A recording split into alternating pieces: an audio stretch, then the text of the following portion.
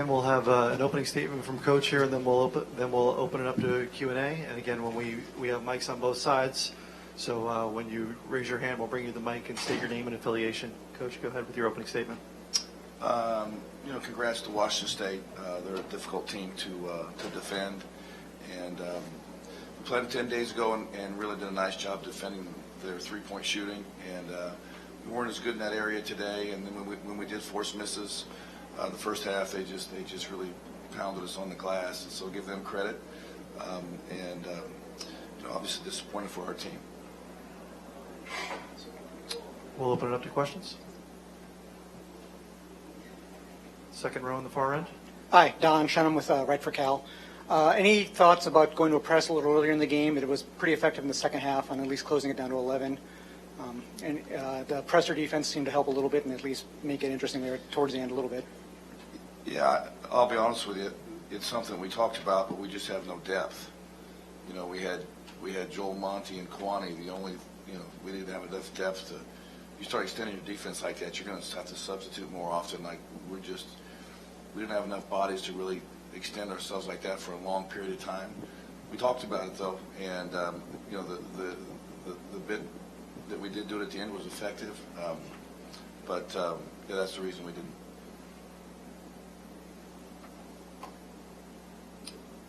In the third row. This is kind of for everyone, but I'll start with Mark.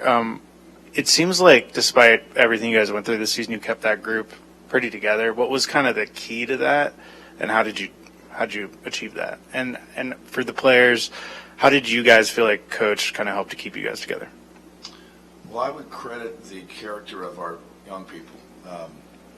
One of the things that I feel like is fundamentally important is that we have the right character in the room. And we obviously had lots of curveballs, including the one today with Grant Newell. But we have good young people on our team, and they stayed committed to a process and constantly readjusted. And so I would just credit the character of our young guys. Yeah, I would definitely agree to what Coach has said. Got a lot of great character on our team. And I also felt like Coach did a great job keeping us together, no matter how hard it got. It was a really rough season, obviously, but he made sure that we stayed together, that we never splintered, and we did that. I would say, although this is, in my 3 years, this has been the toughest season that I've had here at Cal. This has really been the most together that a group I've been a part of has been. Everybody on the team loves each other. We love our coaching staff, so it was just tough. Fielding a lot of curveballs that were thrown our way. So, but if you looked at our team from an outside perspective, not knowing our record, not knowing the things that we've been through, you would know that we have a group of guys that really like each other and love playing together. So. Second row. Monty, 19 points, career high, nice game. Anything special about the looks you were getting tonight or anything to kind of get you to that point tonight? No. My teammates did a great job finding me in spots that I can score the ball. That's really all I can say about it.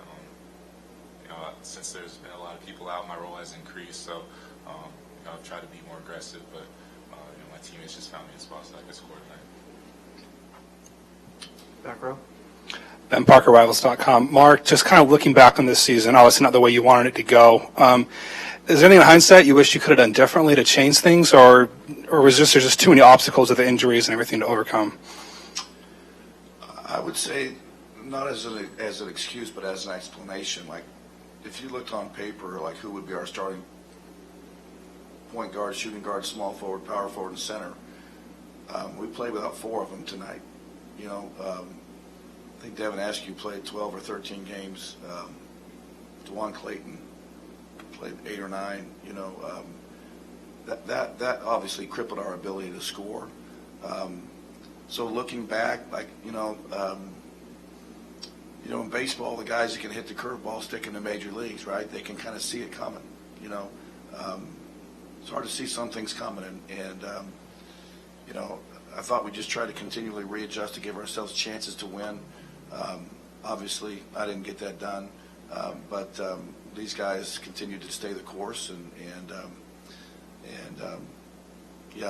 looking back, outside of trying to stay healthier, should we have done something different in the preseason conditioning or lifting or fed them different? I don't know. I mean, we'd have to evaluate all that, but nothing's sticking out right now. Two more, one from here and then one on the other side here. Hi, Coach. Troy Hutchison, Rivals.com. Obviously, tough season, a lot of injuries. How do you feel about the future of Cal basketball? Well, I'll tell you, everyone in recruiting is like, can you bring someone in that can start? Well, we're going to bring two in that can start because they've started before, and Devin and Jalen as they get healthy in return. Monty obviously has really taken a step forward, in the past couple months. Grant Newell, who was, had just a great freshman year, is only going to get better and better. We still have ND and Obina, and we have some really talented kids coming in. We got some guys that need to make COVID decisions. So, I think it can flip really quick.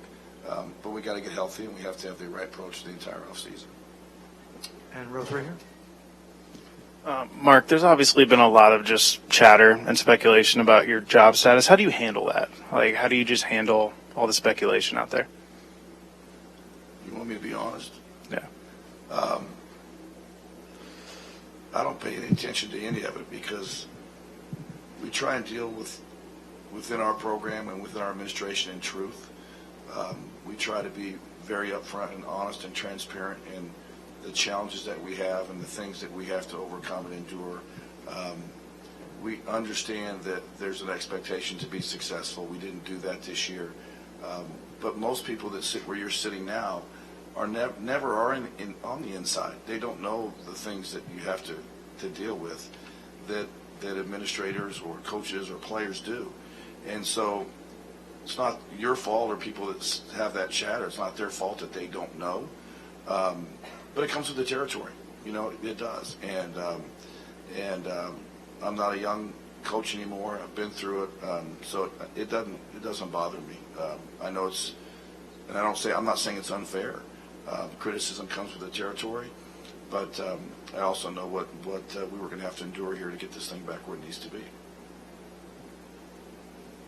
Okay. Thank you, Coach. Thank you, guys. All right. Thank you.